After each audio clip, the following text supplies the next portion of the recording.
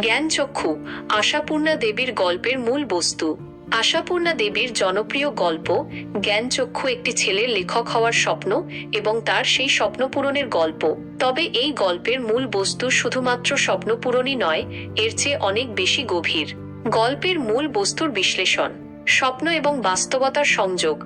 গল্পের মূল কেন্দ্রবিন্দু হল তপন নামক এক ছেলের লেখক হওয়ার স্বপ্ন। সে তার স্বপ্নকে বাস্তবে রূপ দিতে চায়। এই স্বপ্ন এবং বাস্তবতার মধ্যে সংযোগ স্থাপনের চেষ্টাই গল্পের মূল কাহিনী। সাহিত্যের প্রতি ভালোবাসা এবং সৃজনশীলতা।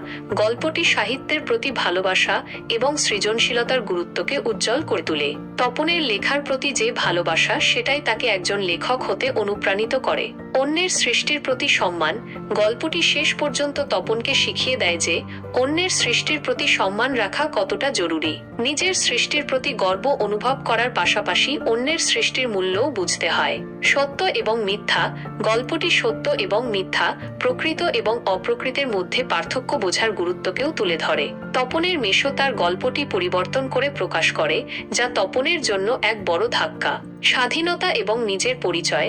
গল্পটি স্বাধীনতা এবং নিজের পরিচয় খুঁজে পাওয়ার গুরুত্বকেও তুলে ধরে। তপন চায় যে তার লেখা নিজের নামে প্রকাশিত হোক। এই ইচ্ছা তার স্বাধীন চেতনার প্রমাণ। সারসংক্ষেপ, জ্ঞানচক্ষু গল্পটি শুধুমাত্র একজন ছেলের লেখক হওয়ার গল্প নয়। এটি স্বপ্ন, সৃজনশীলতা, সত্য, মিথ্যা, স্বাধীনতা এবং নিজের পরিচয় খুঁজে পাওয়ার মতো গভীর বিষয়গুলোকেও তুলে ধরে। এই গল্পটি পাঠকদের মধ্যে সাহিত্যের প্রতি ভালোবাসা জাগিয়ে তোলে এবং নিজের স্বপ্নের পিছনে ধাওয়া করার জন্য অনুপ্রাণিত করে। আপনি কি এই গল্পটি পড়েছেন?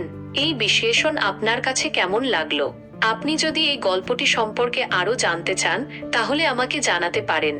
কিওয়ার্ড: জ্ঞানচক্ষু, আশাপূর্ণা দেবী, গল্প বিশ্লেষণ, বাংলা সাহিত্য, স্বপ্ন, সৃজনশীলতা।